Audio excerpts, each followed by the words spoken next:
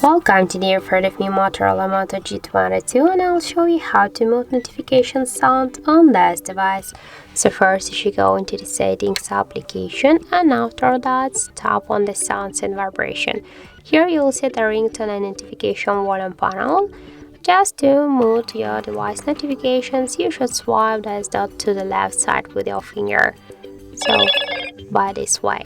But if you will do this by this way, you will mute not only the notifications, you will mute also and the ringtones. And if you want to stay with the ringtones but mute only notifications, you should just go by this way.